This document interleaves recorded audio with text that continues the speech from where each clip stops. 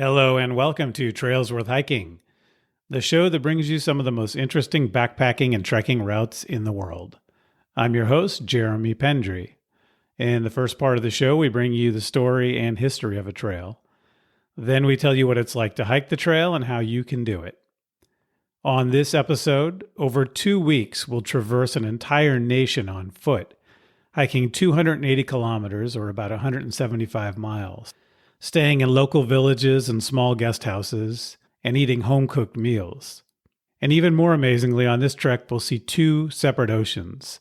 That's right, we'll start at the Atlantic Ocean and finish the hike at the Pacific Ocean.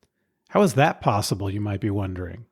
On this episode of Trails Worth Hiking, we trek for the first time in Central America. We'll hike mar a mar, sea to sea or ocean to ocean, on the Camino de Costa Rica.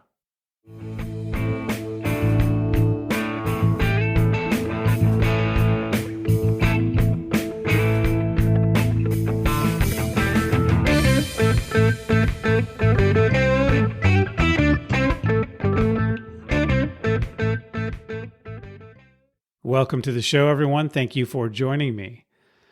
I am back from the Colorado Trail. Thank you for your patience. This was a really meaningful and amazing hike for me, and I look forward to putting together an episode on it in the not-too-distant future. But my hiatus is over now, and I'm excited to get back to making more episodes. And in fact, this is our 50th episode of the show.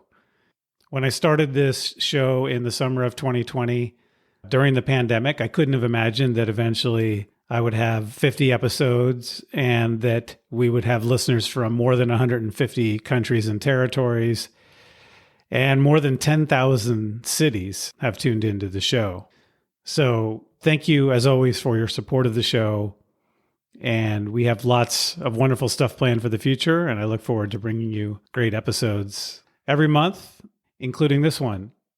If you have ideas for future episodes or want to be on an episode to talk about a trail that you've hiked, you can reach out to me at trailsworthhiking@gmail.com. As always, please follow us on Instagram at trailsworthhikingpodcast. And if you're someone who likes to get content from YouTube, we are available on YouTube as well. So let's do our Walking the Walk segment where we talk about listeners who have hiked a trail after listening to an episode about it and were inspired by the show to do it. Today, I wanted to mention one hike that is a little different, doesn't quite fit that category, but I think it's worth mentioning. Our former guest, Clay Ryan, he was on the Wonderland Trail episode, recently hiked the Tour de Mont Blanc, but this wasn't just any hike of the Tour de Mont Blanc. Clay had hiked the Tour de Mont Blanc with his wife and his daughter, Fiona, 17 years ago when Fiona was a baby. At the time, Fiona was only 11 months old, and fast forward all these years, and now Fiona was getting ready to graduate from high school, and Clay asked if there was something she'd like to do as a graduation gift, like a family trip, and she said she wanted to hike the Tour de Mont Blanc, and this time to be able to remember it. So after months of planning, they went out and did it. Fiona and Clay achieved their goal of 50,000 feet of total ascent by incorporating some of the standard higher altitude variants like the Col de Fours and Fenêtre d'Arpet. And they stayed at some of the higher refuges off the beaten path like the Tres la Tête and the Refuge du Plan Glacier. And they did some peak bagging like Mont Fortin and Têche de la Tranche. And one of the great things that I thought was really adorable about their hike is that they actually recreated some of the photos that they had taken 17 years ago when Fiona was a baby and did them again with her now. I will post some of those eventually on the Instagram account so you can see some of those comparisons and guarantee you will find them adorable. So congratulations on their second hike of the Tour de Mont Blanc. I also wanted to mention that Jana and Grant Glaze did the Pemi Loop. They were inspired by the show to go do it. The Pemi Loop is in episode 23, and I believe the Tour de Mont Blanc, by the way, is episode 22. But you can find them both, of course, through our feed. Jana and Grant created a video of their hike on the 3-day journey on the Pemi Loop. They actually gave Trails Worth Hiking a shout out at the end of the video, which is very nice of them to do. And I will post a link to the video in our show notes if you want to check out their channel and their hike of the Pemi Loop. I want to remind you that our sponsor, Outdoor Herbivore, is still offering its current Trails Worth Hiking meal combo. And this one contains 3 of their no-cook cold soak salads that are great for lunches on the trail. This includes the Lazy Lentil Salad, the Open Sky Yasai, and the Pacific Crest Vinaigrette. And I've mentioned before that I had not really experienced these no-cook cold soak meals prior to Outdoor Herbivore pointing them out to me, but I have become a fan of them. And in fact, throughout my Colorado Trail hike, I ate them for lunch every day, and that was fantastic. We'll talk about that on the Colorado Trail episode. So I think it'd be cool if you took advantage of this. It's a great opportunity to try a kind of meal setup that maybe you're not familiar with. It's at a discounted price to the regular price. And as a reminder, Outdoor Herbivore makes amazing vegetarian and vegan backpacking meals. They have quality ingredients. They're packaged tightly so they don't take up huge amounts of space in your gear. And they are, in this case, cold soaked and ready in 5 minutes. And even for the hot soaked meals, they are ready essentially in 10 minutes after pouring boiling water into the bag that the meal comes in. So real easy to use, quality ingredients. Again, as I've always said, you don't need to be a vegetarian or a vegan to really enjoy these meals. You can add them to your repertoire along with other meals if you don't eat a vegetarian or vegan diet, and just have some meals that are vegetarian or vegan. They ship worldwide, so if you're listening to this from anywhere in the world, you can have Outdoor Herbivore meals. They're fantastic on the trail, as I can attest to. I've eaten them for years as essentially my only backpacking meals. So give it a try. The Trails Worth Hiking meal combo for no-cook salads is still available, and I hope that you'll give it a try. Again, it's the Lazy Lentil Salad, the Open Sky Yasai, and the Pacific Crest Vinaigrette are the 3 products that make up the meal package. Thanks again to Outdoor Herbivore for sponsoring the show. I believe the discount is built into the price when you put the meal combo in your cart. So you can go straight to Outdoor Herbivore and purchase the meal combo very easily, and they will ship it to you wherever you are. On this episode, our guest is Emma Fry from Vegan Adventure Holidays. Emma is an experienced guide in Latin America. She has a company that guides hikes for customers that eat a vegan diet or would like to eat a vegan diet during their hiking, which can be tricky to do in many countries. So Emma takes on that responsibility for her customers. But this episode is not focused on the vegan aspect of her clientele or her services, although we'll talk about that a little bit, but more about the hike that she led in Costa Rica on the Camino de Costa Rica, which seems like an amazing hike. And I think you'll really enjoy the conversation I had with Emma about it. So let me tell you a little bit of my personal take on Costa Rica and why I wanted to cover this trail. I first went to Costa Rica in 1999. This is before I had children. My wife, Andy, and I went to Costa Rica on a vacation.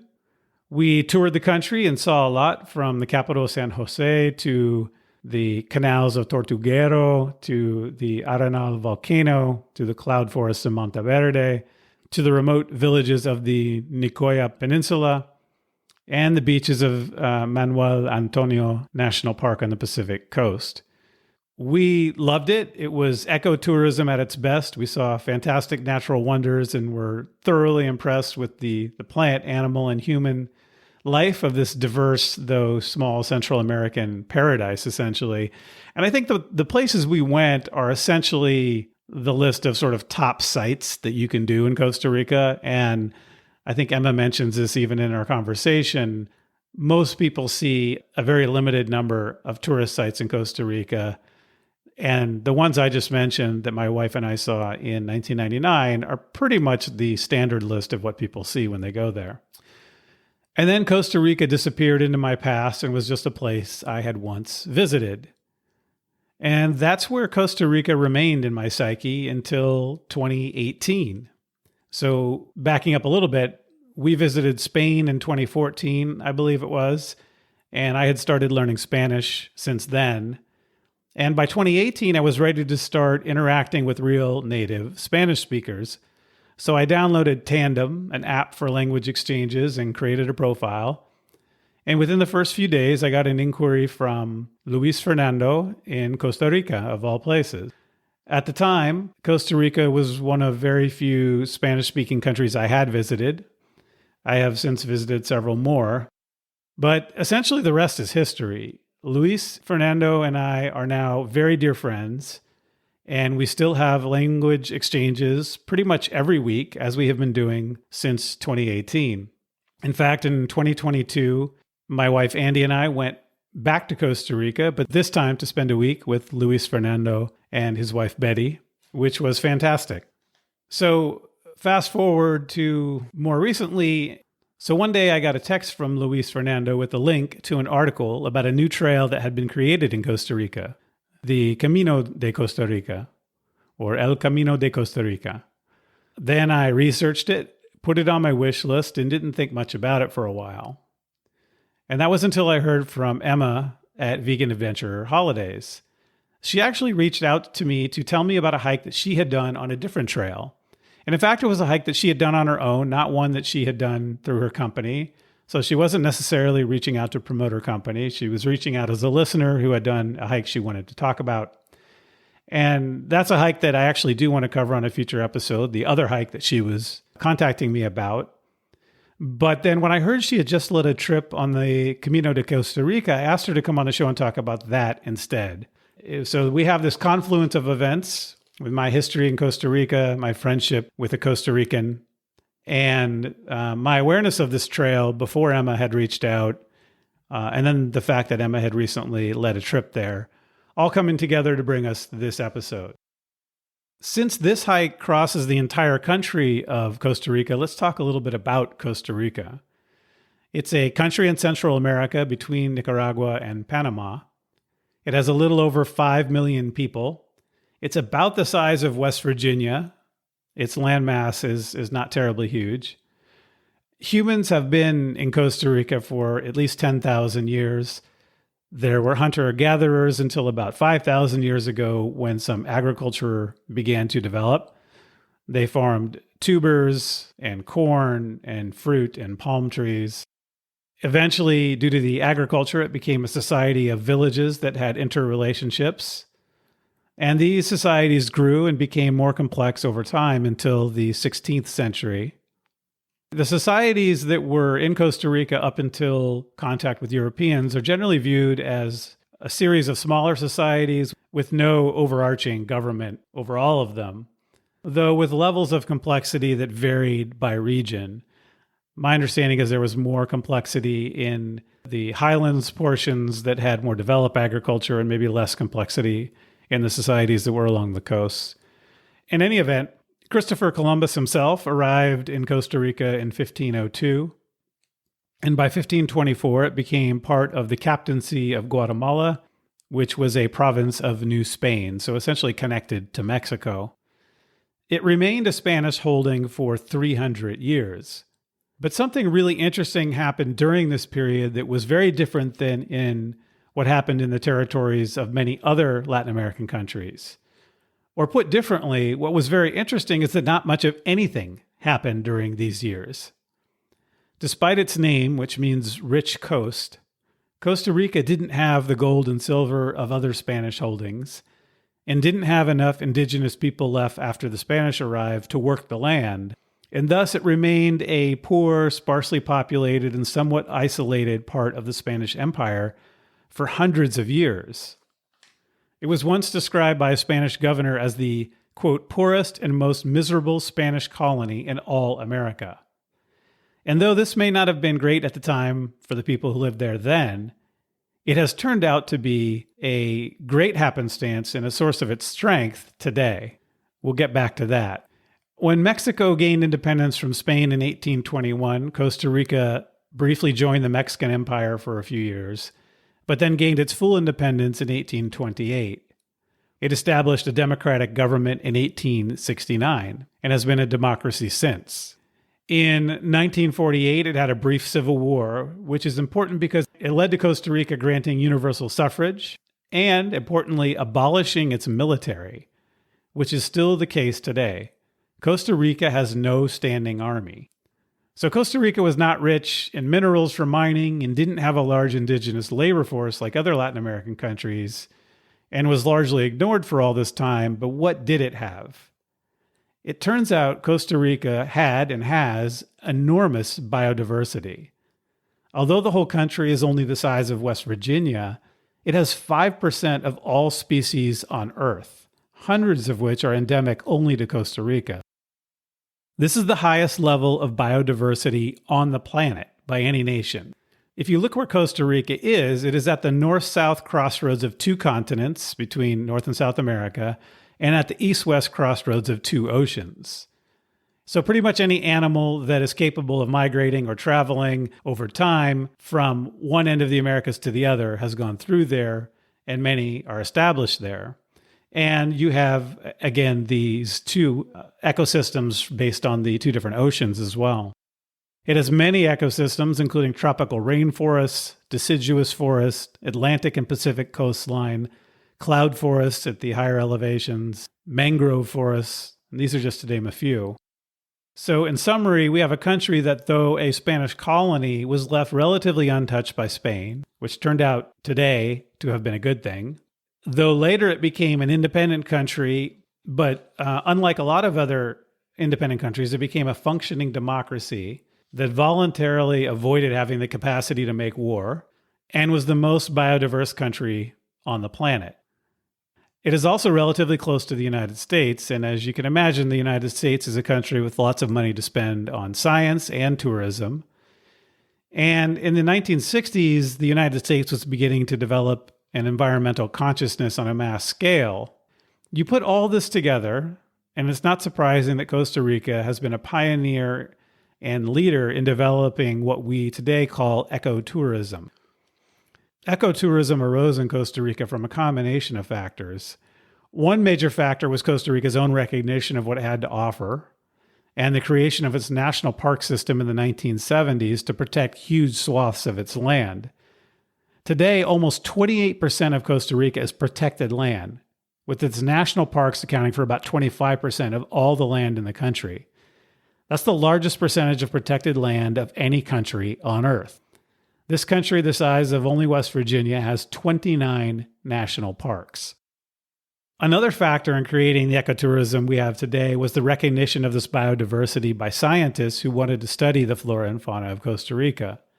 So there were trips in the 50s and 60s and 70s to Costa Rica by academics to study Costa Rica and its ecosystems and environments and species. And that in part led to the development of ecotourism. But there were also bird watchers who wanted to experience Costa Rica, and they were some of the early ecotourists. And once a stable national park system existed, that allowed ecotourism businesses to arise to bring people to see the flora and fauna. So in addition to the government action of creating the space for it, many entrepreneurs played a role in developing ecotourism, primarily through small businesses. And even today, a lot of the ecotourism in Costa Rica is through very small, privately owned businesses. Many of those early entrepreneurs were Costa Ricans, but it should be said that there were also Americans and Europeans specializing in attracting and hosting citizens of their countries of origin in Costa Rica.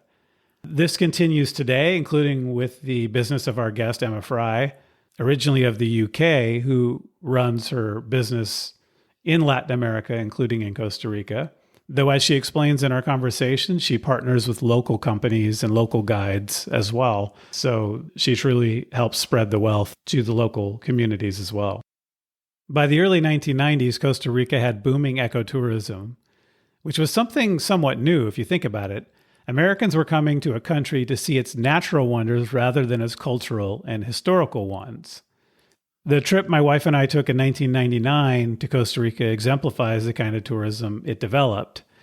We didn't come to see preserved colonial cities like we have since done in other Latin American countries. We came to see nature, and we got it in spades. And Tortuguero, we watched sea turtles lay eggs on the beach.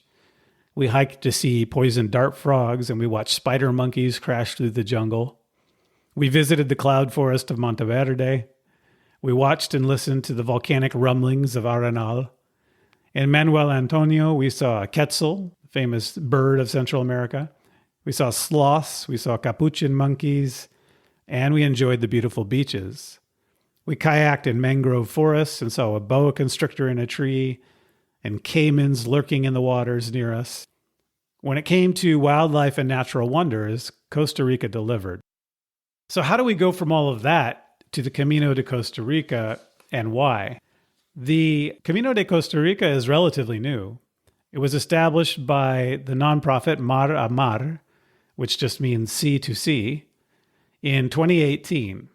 And it was first hiked in 2018. The goal of the trail is to showcase the biodiversity of Costa Rica, but also, I think, more importantly, to bring tourism to smaller villages across the country that haven't yet benefited from ecotourism. So keep in mind, as I said, most people go to Costa Rica to see the things that I have seen there so far, which are the ecotourism sites I mentioned that we saw in 1999. And then in 2022, we went to Guanacaste, which is the most developed tourist region of the country. And so those places are really where most people go when they go to Costa Rica. And the goal of this trail is to get people out into the countryside to see all the wonderful villages and other sites that Costa Rica has to offer. So with that background, let's jump into my conversation with Emma Fry about the trek that she led on the Camino de Costa Rica.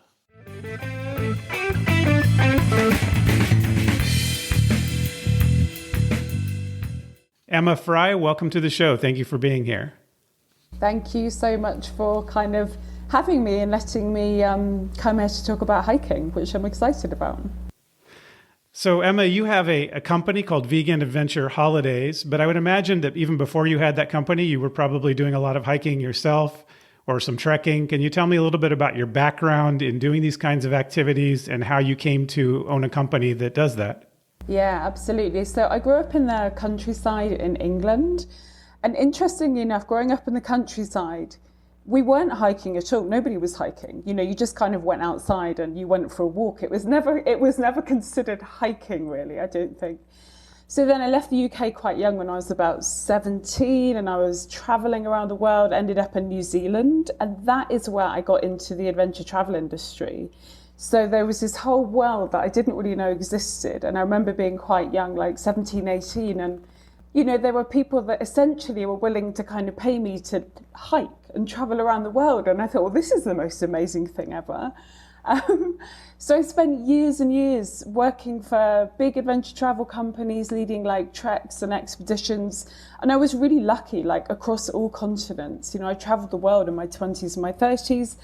And then I think in my early 30s, I went back to Europe for a holiday. And I was trying to find, at that point, I think I was still vegetarian.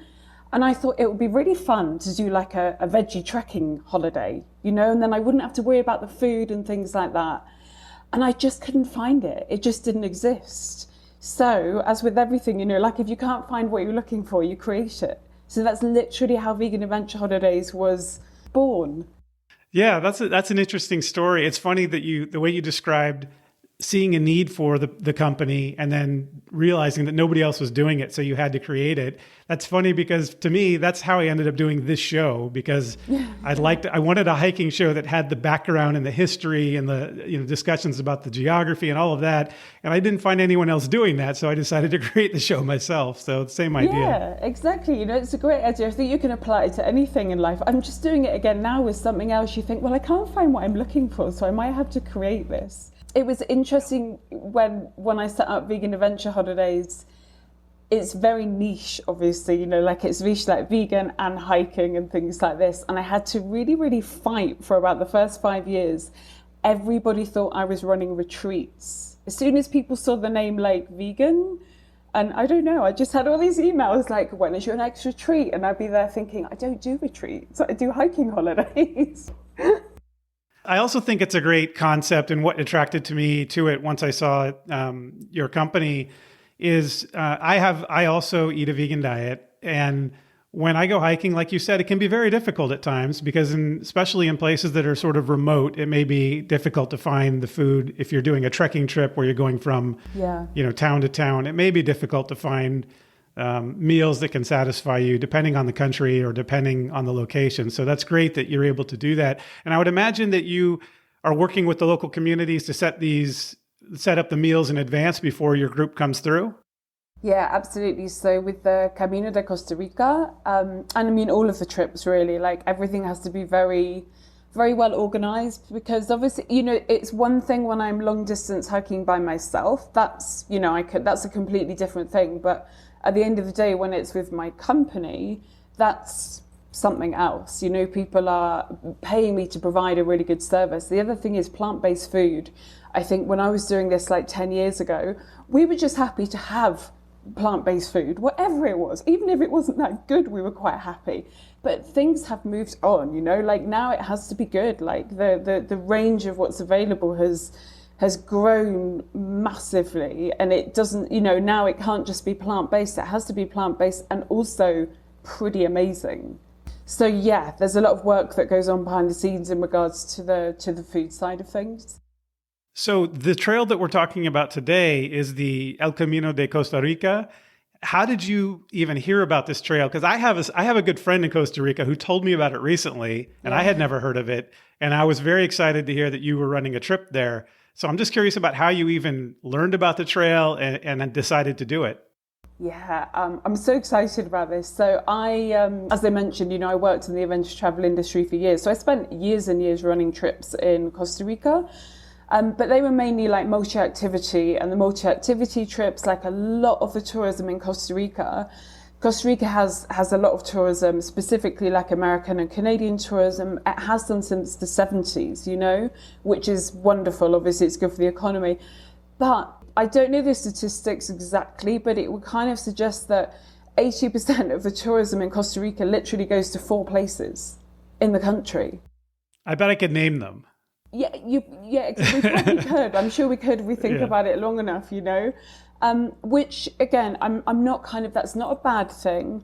But I remember after years and years of running these kind of trips there and speaking to one of my local guides, probably about 3 years ago, and him saying to me like, I know that you do long distance hiking. Have you heard of El Camino de Costa Rica? And I hadn't. So it was one of my local guides. He kind of suggested it.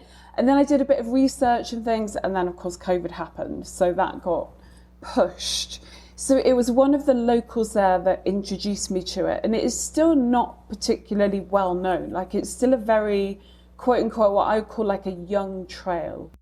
Well, that's what I was thinking. This is pretty much a brand new project by a few people who really had a vision of what they wanted to see happen. So what state is the trail in when you're on it as far as how developed is the concept? I mean, is it still kind of even along the trail not well marked, or maybe the villages aren't really used to having tourists coming through or hikers coming through? Or is it actually already in a state where people kind of understand what it is and when they see you out there, they know what you're doing? Combination of all of the above. What I will say about El Camino de Costa Rica, most of the actual trail itself, quite like a lot of it, I would call it almost kind of farm track. So, this is farm track that's already been there. Like vehicles come up and down, up and down these tracks. The local farmers are riding their horses up and down these tracks. So you've got quite a big majority is kind of this farm track that might take you through, mountain ranges, through coffee plantations. And then besides this kind of farm track area, you have kind of the jungle sections. And they're beautiful. So it's very varied in regards to terrain, but I will say that it's pretty good. It's quite well marked. You have these really beautiful Camino signs. You know how all the long distance trails have some kind of sign, like the shell in the Camino, and then we have the acorn in the UK for some of the trails. So it's a beautiful hummingbird. Oh, nice. Yeah, you've got these really, every now and again, you keep your eye out for this big red hummingbird.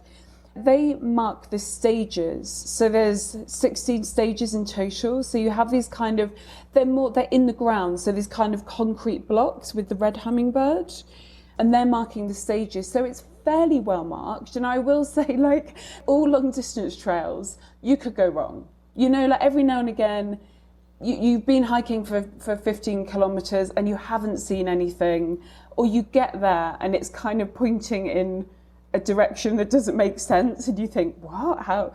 So, you know, it's the same as all long distance trails. It's definitely not, you have to be a little bit aware of your surroundings. The villages and towns that the Camino passes through, and just bearing in mind that the whole reason that the Camino was set up is to support rural tourism.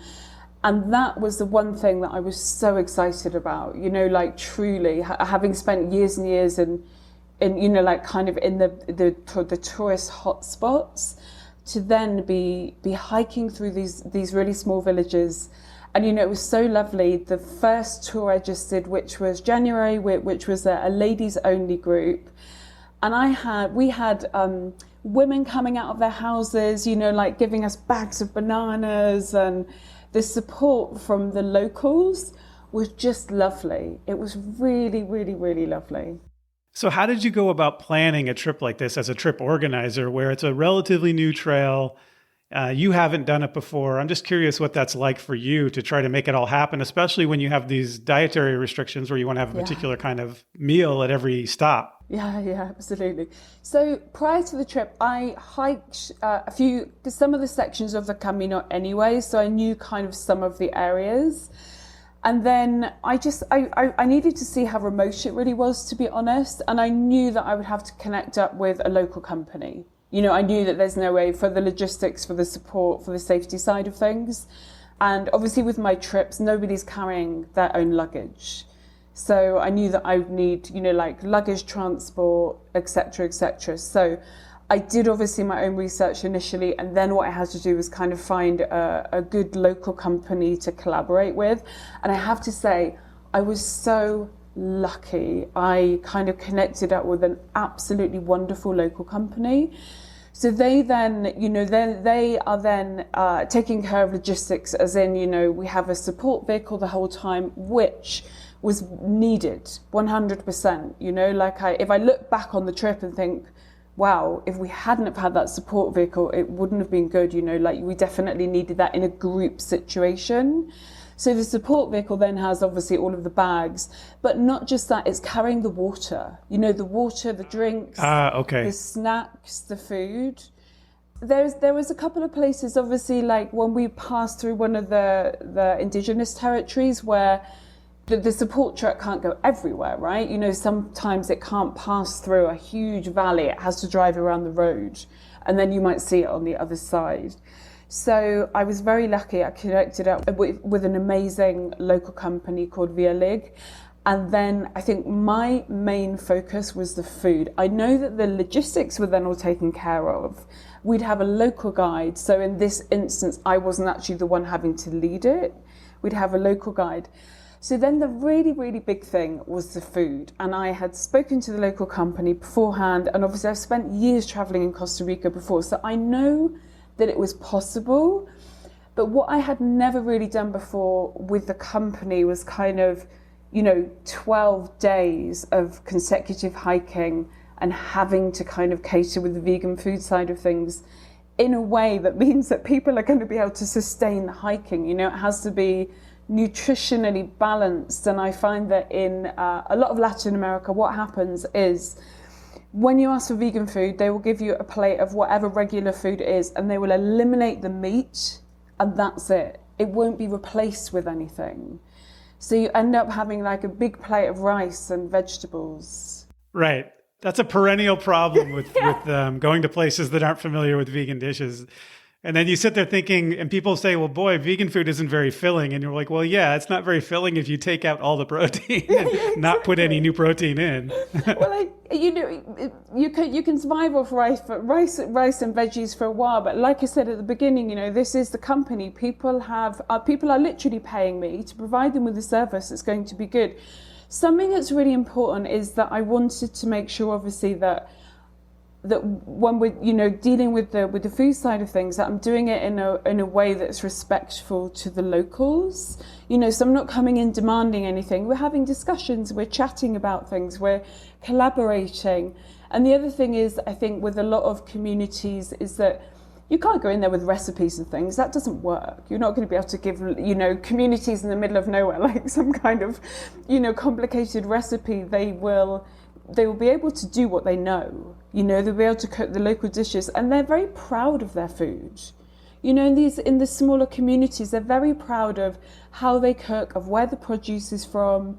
And it's lovely to see. So the food side of things for me was actually really interesting. It was really, really interesting to get in the kitchens with people, see what they felt about it. And just for a little example, in the first place, the very first night in the jungle accommodation, lovely, lovely family that ran that place. And she said to me, yeah, it's been interesting. Like, it's pushed me to do food that I'm not so familiar with. And I was a bit nervous, but now I'm quite excited about it. That's great. And Costa Rica has a long tradition of eating a lot of beans, which can be a great protein option for vegan dishes. So I'm sure that's something they employed quite a bit. Yeah, it was good. They did a great job, which was wonderful because it means that we could just focus on the hike. We could focus on enjoying the trail and, like seeing all the other things that were kind of available and on offer. But that was kind of, as the organizer, to be honest, that was my main focus, was making sure that kind of, the nutritional side of things was there. But my local company, hands off to them. They did an amazing job. They really did. Okay, so I have one little concern that I want to ask about. You said this was a women's only trip. Now, if I had wanted to go on this trip, I couldn't have. Why did you decide to do it as a women's only trip? And is that something you do quite often with the trips you offer? And if so, what's the thinking on that? Yeah, sure. No, that was actually the first women's only trip that I've ever done. All of my trips are, men and women mixed, all of them. It's the only one that I've ever done. I've had people ask for it in the past, and I was a little bit worried about doing it, to be honest, because I felt like I didn't want to alienate, obviously, like men, couples, other people that have gone on my trips before. But at the end of the day, I've got a really lovely community around Vegan Adventure Holidays. It's only a little business. It's me, and my local guides. So I've got a really lovely community. A lot of them I know, a lot of them I've met in real life. And I had the feedback that, a lot of people said, we would like this actually, if you could organise like women's only, we'd be quite interested in it. So just for that reason, I didn't know how it would go, I thought, well, will people book on a women's only trip? And they did. It was wonderful. But let me just, preface that with saying that I only have a couple of women's only. Most of the trips are just kind of mixed. Something that was really interesting to me, I had a couple of ladies that were booked on the trip and back home in the US and Europe, they were married, so they had left partners at home. And they said to me that the only reason that they were able to come, or that they felt they were able to come, is because it was women's only. Because they said their partners didn't really want to do it. Like, the hike wasn't their kind of a holiday. And they said to me, like, had it been a mixed trip, they would have kind of felt guilty for not bringing their partners and then possibly not have done it. That was really interesting to me. I hadn't really looked at it that way before. So yeah, it was fun. That's actually really interesting that by making it a women's only trip, you actually built in an excuse for these women to be able to go and not have to drag their husbands along. As you said, many of them maybe didn't want to go anyway. That's interesting. I hadn't looked at it from that point of view. And also another couple of comments I got, again, from people that had left partners at home, were just the safety side of things. They said, for example, my partner or my husband back at home feels a lot happier about me knowing that it's women's only. So it was lots of kind of first and interesting things that I hadn't really thought about before. But yeah, I do. So I will do women's only again. But yeah, most of what I do is just mixed. Let's talk about the logistics of this trip. I know that Costa Rica has a wet season and a dry season, and I would imagine you try to do a trip there in the dry season. When is the best time for people to do this trip, whether they did it in an organized trip like you have, or whether they just found their own guide and went on their own? So this question has multiple answers, and I hope that my local guides will kind of listen to this and say, yes, you got it right. Well done, Emma. So the thing is, Costa Rica, unlike any other country in Central America, it has this big central mountain range that runs right through the middle of the country. So the wet season and dry season are completely different on the different coastlines. So the Caribbean and the Pacific. The thing is, if you visit Costa Rica, it's likely, whatever you're doing, whether you're traveling independently or doing the Camino de Costa Rica, it's likely that during, say, a 7 to 10 day holiday, you will travel, the inland regions and the Caribbean side and the Pacific side. So you almost can't really avoid rainy season anywhere because it's very, very different on the different sides of Costa Rica. The only thing I will say with hiking is that you would be very pushed, I would say, after June, say kind of like May, June, July, August, September with the heat, that you'd be pushing it. The rain is not so important, to be honest. Okay. But the heat. So probably November through until about May, that is what we would, one of the kind of ideal times for hiking. However, let me say that you can do it. You can come and you can hike like November through till May, and it's still hot. It's still very, very hot. You are inevitably will be hiking in, like plus 30 kind of degrees with no shade for hours and hours and hours and hours. So the only thing I say is like you'd have to think about like June afterwards. I think it would just be too hot. So the beautiful geography that Costa Rica has means that climate-wise, it's incredibly mixed all the way through, as opposed to, for example, Guatemala, which is where I lived for many, many years and where I run a lot of trips. That our rainy season and dry season in Guatemala is quite kind of clear cut. November through till May, you typically are not going to get any rain at all. And then May through till October, that it will rain almost every day. So Costa Rica is a bit different. So this trail is 280 kilometers, quite a long trail. And you were running this trail in 10 days, which seems a pretty aggressive pace, but maybe it's not. Maybe there's parts of it that are actually fairly easy to walk. I'm curious about the pacing and whether that pace worked, and if you think it's the right number of days, also considering that there are, I think 16 stages, which makes me think that the founders of the trail probably thought of it as a little bit longer in terms of time. Yeah, there's a couple of different ways that you can do El Camino de Costa Rica at the moment. And we did essentially what is known as kind of the challenge way. So that is a 12-day trip with 10 days hiking. I will say that most people are doing more of a 16-day trip and hiking over about 14 days. That is quite a relaxed way of doing it. So if you do 14 days hiking, it means that you're more or less doing one stage per day. So with the challenge side of things, because I'm always up for a challenge, there's just that kind of, it just kind of nudges you, doesn't it? You just think, yeah, why not? We're only here once, aren't we? We're not in the waiting room for life here. Let's just give it our best. So with the challenge, which is 10 days, I definitely, that is the maximum I do with a tour group. I would maybe do 8 days by myself or under, but with a tour group, there's no way I would do it. That was a push, and it was a massive, massive challenge for everybody in the group. The ladies did an amazing job, and it was not easy. There were blisters, there were torn, probably, like painful muscles. There were all the kind of things you get on long distance hikes, all of that. So I think the pace is good. Anyone listening to the podcast, if you wanted to do this hike in a relaxed manner, which is probably the way that most people do it, then I would definitely suggest doing more of the 16-day itinerary. We were hiking, really, realistically, 8 to 12 hours every day for 10 days. So I'll put it this way, it's the only trip that I have an application form for. To make sure people have a certain level of fitness and commitment, I would imagine.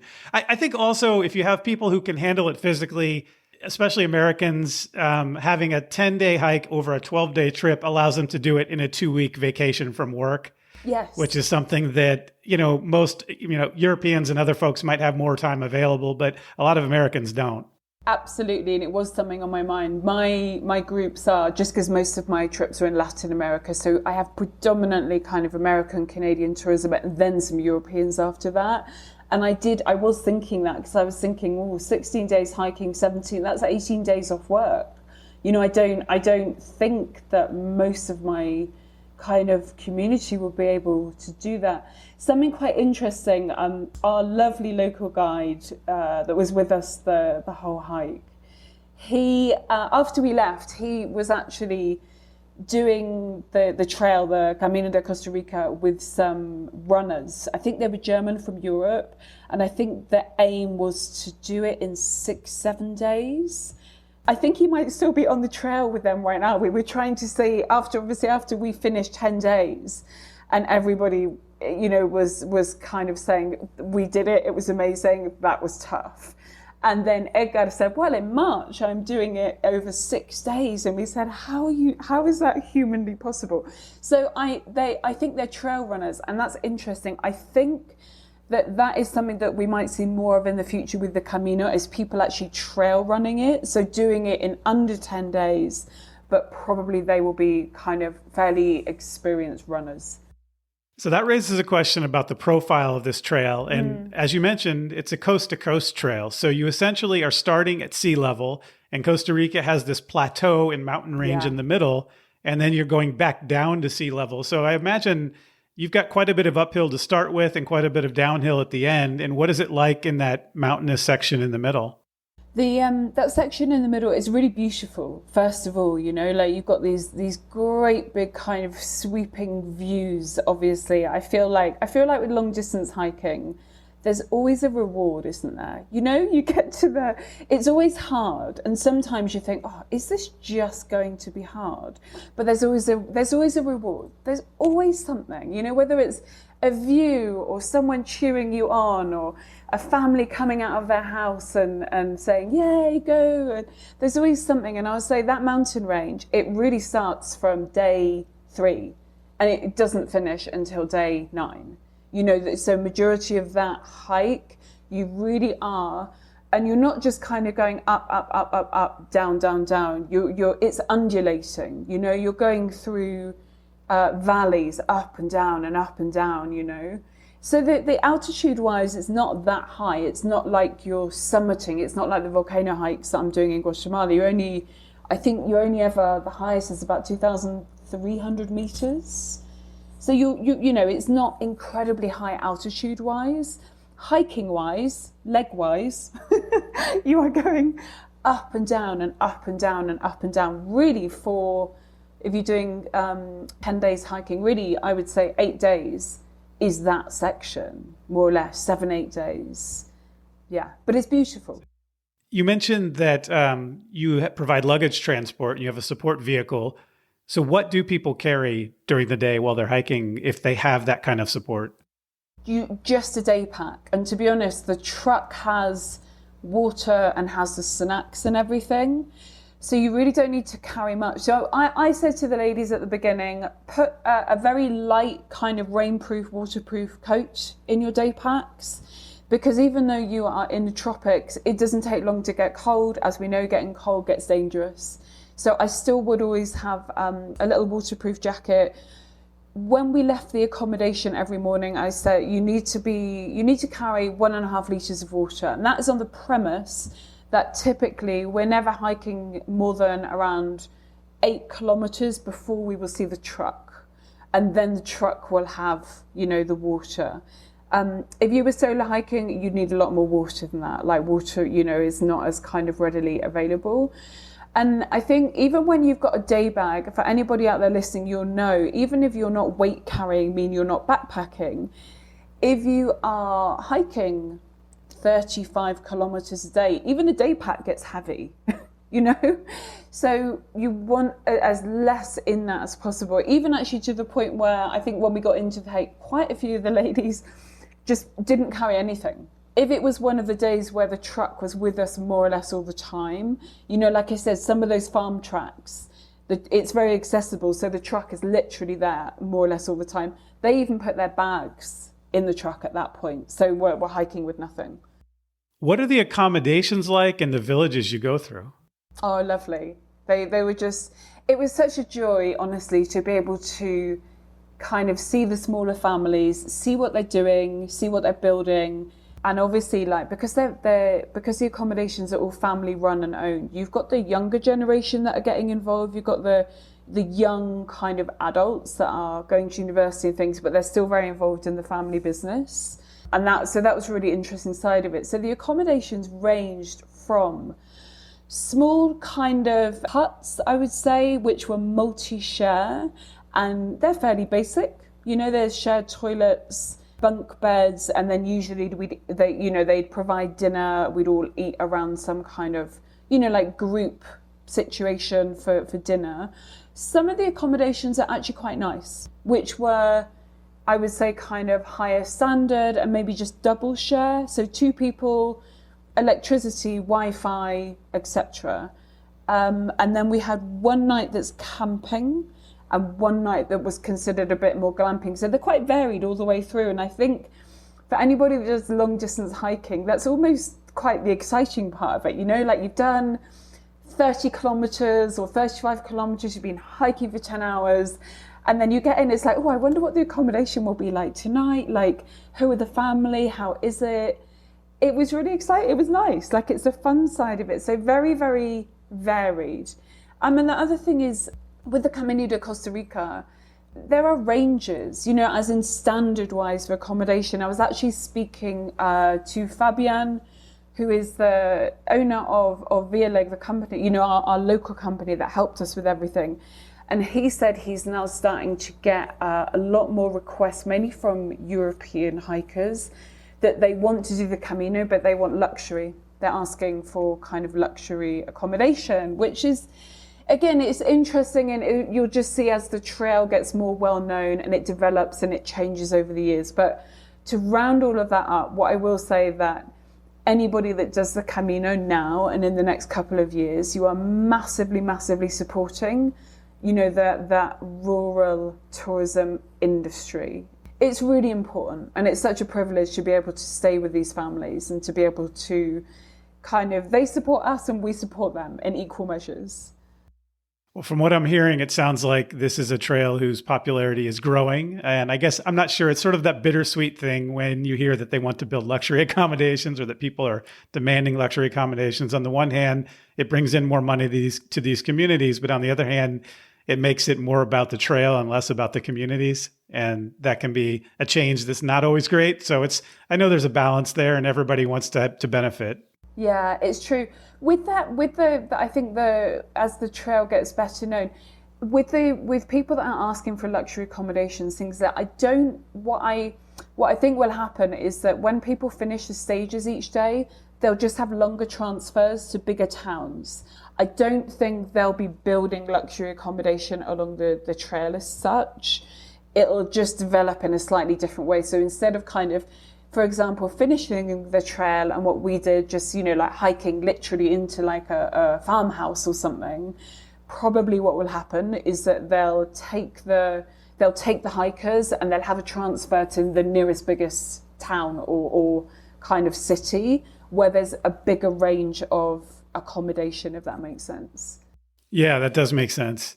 The other thing is, I think, and I'm kind of happy about this, the Camino de Costa Rica definitely is not for everybody, as in even hiking wise, it's not for everybody. And I don't think it will be one of those trails that will ever get really, really, really busy. It's a hard hike for one, it's not particularly easy. The logistics are quite complicated as well. You have to there are a couple of areas where you have to go through indigenous territory and you get taken through by a local guide. You have to have permission to go through. You can't just rock up. And so I think logistically it's not particularly easy. I don't think it will ever be kind of like the Camino de Santiago or anything like that in regards to the busyness of it. I don't think so. It will get more well known, of course it will, but I don't think it'll ever get kind of overwhelmingly busy. Speaking of logistics, what is the best way to get to the trail? And it sounds like you guys hiked east to west. And is that what you would recommend? You can do it either way. We were speaking to Edgar, our local guide, and he works with locals, with Costa Ricans, and does what they call the etapas, the stages, just for locals. And he does it in all directions, so you can do both directions. I think at the moment, the most commonly hiked direction is the one that we did kind of east to west.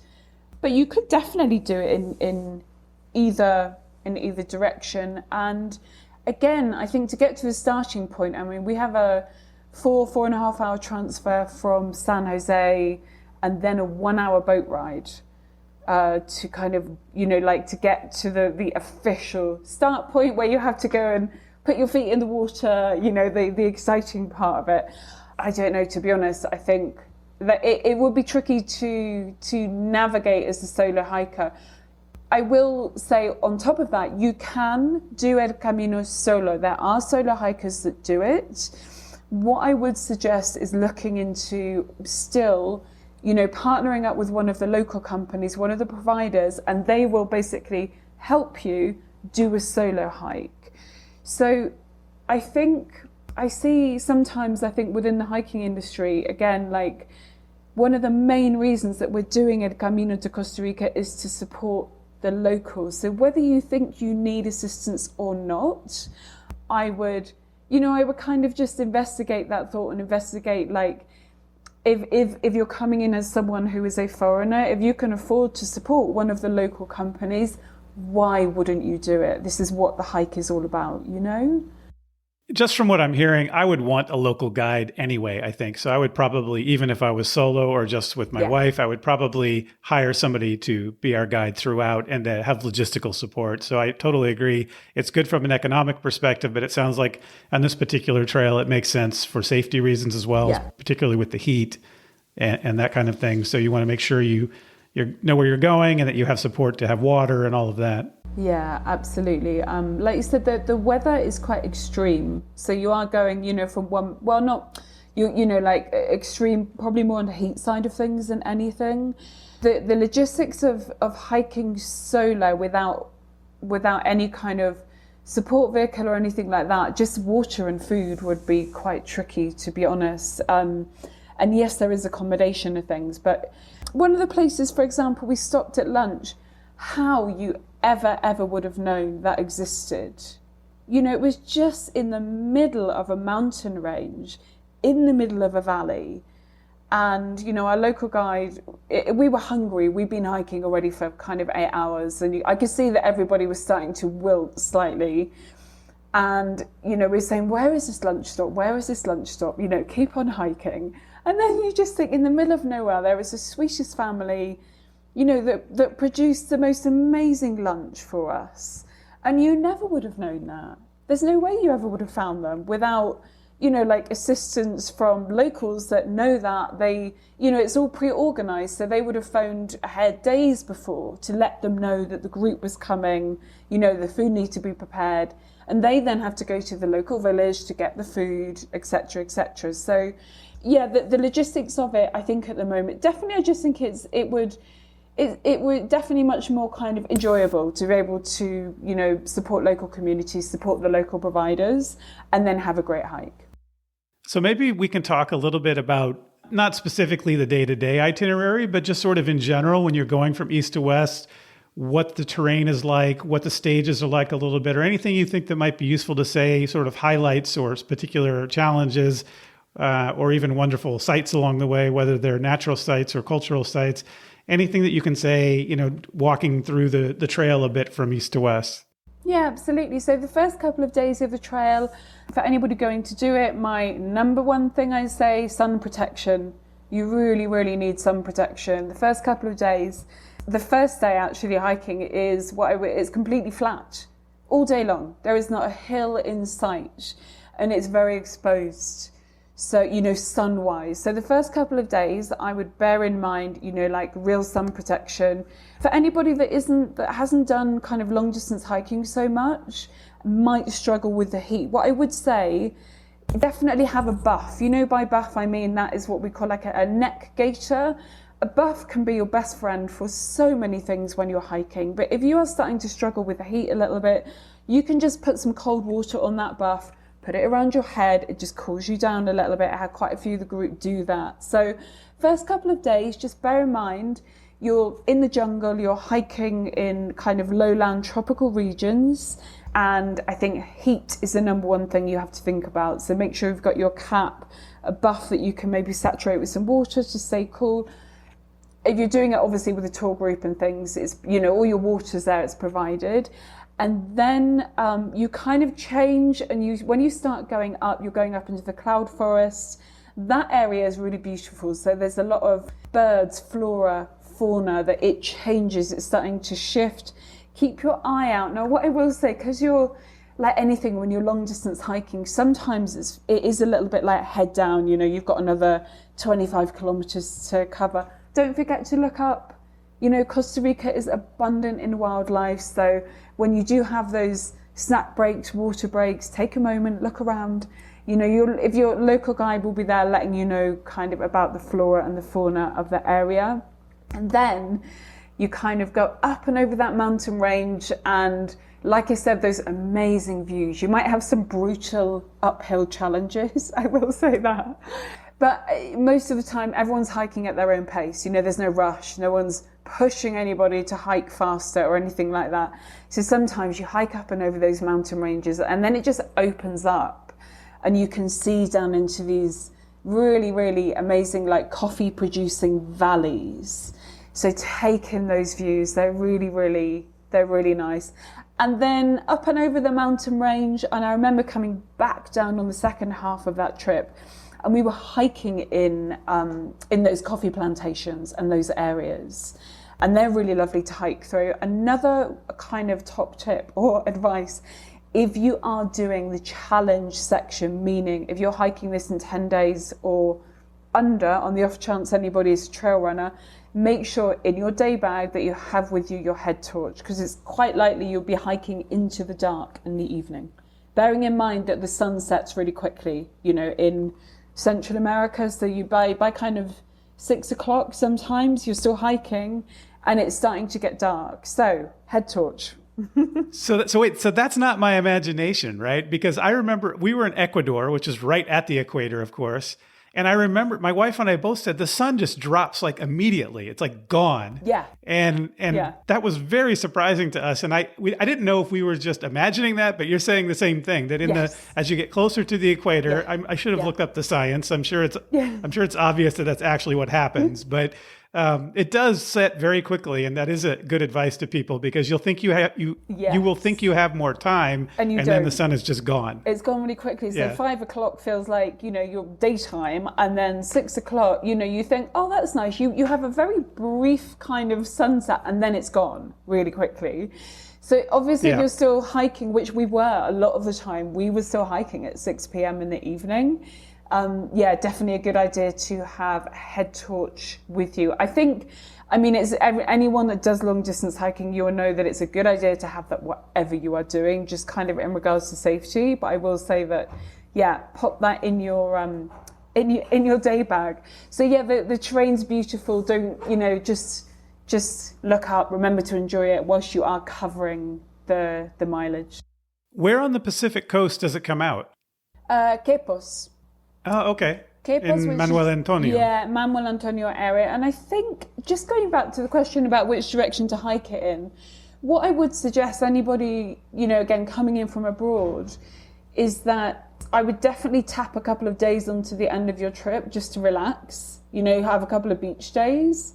Because obviously the Camino de Costa Rica, and this is something I say all over my website and things, is that this is not sand and sun tourism. This is a completely different thing. If you want sand and sun tourism, you need to go book a package holiday, right? This is not that. However, when you do it that way around, you finish in Quepos, which is just down the road from Manuel Antonio, which has one of Costa Rica's most beautiful national parks. So that one of the advantages, I think, from doing it that way around is that you can finish in Quepos and then maybe have a couple of days downtime in Manuel Antonio. Yeah, that sounds perfect. So with all the big long distance trails out there that people can consider doing, why do you think it's worth it to hike the Camino de Costa Rica? Oh, that's such a great question. I think I think for that mutually beneficial kind of collaboration relationship between, as a tourist, being able to really support rural tourism with your kind of tourism money, that's the number one thing. You know, if you're any kind of conscious traveller and you're looking to do that when you travel. And then I would say probably secondary to that on our side of it, you know, as hikers and tourists, probably the challenge side of it. You know, it's really worth it because it's not so big of a challenge that it's impossible, but it's a good enough challenge. And I think anybody that does do long distance hiking, or anybody that's just curious about long distance hiking, it's a great challenge. You know, it's long enough to feel like you've really done a challenge, but not too bad. And I think if anyone is out there just thinking, oh, I don't know if I can do it, or I'm nervous or anything, you just, obviously you train for it, but you just, you know, like if you go there with the mindset of giving it everything you've got, then, you know, that's all you can do. Just, you know, one quick little story, and I said this to the ladies before we started the trek, and I could see that people were a little bit nervous, and including myself. I'm human, you know, even though I do long distance hikes, before you start, you're a little bit nervous. I told them a story. I'm based here in Mexico at the moment, and I was hiking with a local hiking group here in Mexico. And it was so interesting. We hiked about halfway up. We were summiting one of the big mountains, and one of the guys had, I don't know what his problem was, a ligament or a muscle, I'm not quite sure. And it was a hard hike, you know, and I thought to myself, oh, how annoying to have to go back down, you know, like halfway up. And he stopped the group and he said to the group, he said, I'm you know, I've made a decision to hike back down. Today, the mountains have not let me pass. They've sent me back to keep me safe. Yeah. Let me just say that one more time. The mountains today are not going to let me pass. They're sending me back down to keep me safe. And honestly, this was probably about 3 years ago when I was with this group. And it's just, it changed my whole outlook to long distance hiking. It was such a beautiful way to have kind of phrased what sometimes happens with long distance hiking, is that you have to stop, you hurt something, you injure something, or you're just exhausted and you have to stop. And I told my ladies on the trail this, like I think day 2 or something, I told them this story. And we kept it the whole way through. And I said, all you do, you turn up, you give it your best shot. If the jungle or the mountains of Costa Rica don't want to let you pass that day, they'll make you stop to keep you safe.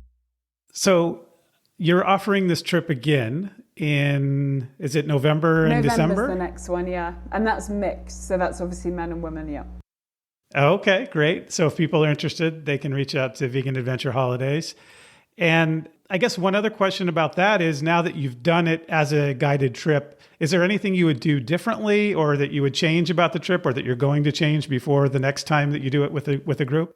No, not at all. I'll be working with the same local company. And obviously the good thing is now we've done it once, I think with the food side of things, all the providers have done that for us once now. So, you know, the beginning there was a little bit of nervousness, both on my side and on their side, about the food. So that's all good. I think the only thing I would say, and I didn't really kind of push it too much on that first time round, is to have the couple of days at the end. If you have the time, you know, to tap on, 2 days is enough. I don't think you need 2 days, maybe in Manuel Antonio at the end, just to, you know, be a tourist and just sit on the beach, go to the national park, eat tons of food like all long distance hikers do at the end of a hike. That's the only thing I'd not change really, but just say, you know, definitely is tap a couple of days on maybe at the end. Well, Emma Fry, thank you for telling me about the Camino de Costa Rica. But while I have you, I have a few more questions if you don't mind. Sure. So what's the one hike or trip that you've done besides this one that others shouldn't miss out on? I love this question. Last summer, finally, after years and years of trying to do this, I went back to the UK to hike the Southwest Coastal Path. And that's a hike that had been on my radar forever. I actually grew up in Dorset, all my family is still there. So I kind of grew up knowing the Southwest Coastal Path. And then there was a book written about the Southwest Coastal Path called, what's it called? The Salt Path. And then I think a lot of people got to know the trails. So if anyone was looking to do their first kind of long distance hike or through hike, I would have a look at that one because you can do it in sections. I did the whole thing 650 miles, but a lot of people section hike it. So you could, if you were in the UK, you could do a weekend. If you're coming from abroad, you could do maybe like 5 or 6 days. Now, but I will say it's really beautiful. So it's coastal. Like you start off on the Cornish coast and it's rugged down there. I honestly didn't know that the UK had such kind of wild territory. I really didn't. It was beautiful. It's very easy to navigate. So if anybody out there listening is kind of, if that's your fear of getting lost or being challenged with navigation, do not worry about it. Keep the coast to your right or to your left, whichever way around you're hiking it, and just keep on hiking. But something I'll say, that Southwest Coastal Path is brutal. It really is a hard hike. And I massively underestimated it in regards to, you're at sea level the whole time, obviously, but it's like a roller coaster of hills. So every single day, up, down, up, down, up, down. But I would look at that one for anyone looking at first long distance or just a general long distance hike, but do not underestimate it like I did. We have just spoken about the Camino de Costa Rica, and I can honestly say that I feel the Southwest Coastal Path was 5 times harder. Okay, I've got so many questions. I'm going to have you back on the show to talk about that one. And it's a hike that's been on my list for a long time. And you may think, well, that's strange. Why would you have the Southwest Coastal Path on your list for a long time? But my last name, Pendry, is from that region. Oh, is it? Cornish, maybe? Yes, exactly. Oh, wow. That's really interesting. You'll have to do it. I met, I think on day 3 or something of the Southwest Coastal Path, I met a lovely American hiker called Rick. He was hiking with his son, and he had done the PCT. And he said to me, well, literally, we were 3 days in. He said, I can already tell you this is harder than the PCT. Yeah, well, the PCT is graded for stock. So the trails don't go up that steeply because it's designed for horses to be able to traverse it. Exactly. So yeah. That's exactly what he said. And I bumped into him throughout that hike multiple times. And every time we met each other, we both said, quite hard this hike, isn't it? Yeah, it's quite hard. Okay, and then the other question, I'll leave the rest of these questions for the next time we talk. But the only other question I have now is, did you do that one solo or did you do that one as a part of a guided trip? No, I did that one solo. That was just for myself, Obviously, I try and get a couple of long distance hikes in every year that are not linked to the business. Yep. And okay. Yeah, so that was just a solo hike. All right. So next question, what's the next trip on your list or the next trip that you really think customers who want to come on a vegan adventures holidays trip should consider doing? So I also run trips in Guatemala. So the next trip I've got is Guatemala. So Guatemala is a little bit different. It's not really long distance hiking. It's more volcano hiking and summit hiking to a certain extent. So we might have 2 days of hiking and then kind of 1 day back in town again. And then, then we're off up on a different volcano. Guatemala is, I feel like it's kind of a bit of an underrated country in regards to hiking. A lot of people don't know too much about Guatemala, but I lived there for 10 years. I lived for many, many years in Guatemala, and it is still, there is some kind of magic about that country. I don't know if it's the volcanoes, that the landscape, the people, but a lot of people come back. I have so many people that do Guatemala and then they come back a second time. So definitely put Guatemala on your radar for kind of summit hiking, volcano hiking, and great vegan food as well. Like, it's come on a long way in the last couple of years. So yeah, Guatemala definitely needs to go on the radar. All right, last question. What is the best trekking, hiking, backpacking advice you've ever gotten?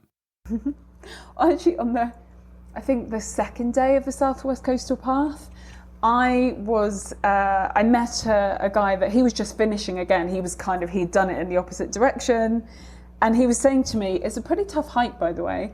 But he said, but you know, if you're feeling really tired one day or just like not in the mood to hike, he said, just eat something sweet, sit down for 5 minutes, and then keep on hiking. Nothing like a little sugar burst to help you. I didn't think about that really until months afterwards, and I think that's just advice for life, really. That's not hiking. That's true. That's true. Yeah. Whenever I feel bad, I eat chocolate. Just sit down for 5 minutes, eat something sweet, and then keep on hiking. That's not just hiking advice. That's life advice. But okay, I'm going to go a little to the next meta level here. Isn't hiking a perfect capsule of life in general, right? Absolutely. All the kinds of things that you deal with in hiking are sort of like this intense version of what you deal with throughout life. Yeah, absolutely. You take life experience into a hike, and you take hiking experience into life, don't you?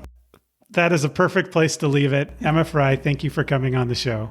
Thank you so much for having me.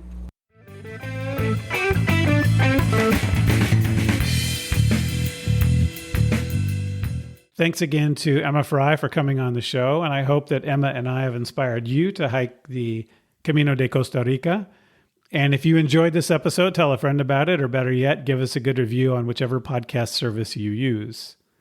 And keep in mind that this podcast is entertainment and meant to spark your interest. If you decide to hike the trail, do your own research. Like anything else worth doing, outdoor adventure has risk. So when you go, pack your common sense. And when you get back, tell me how it went. Let's talk about our next episode.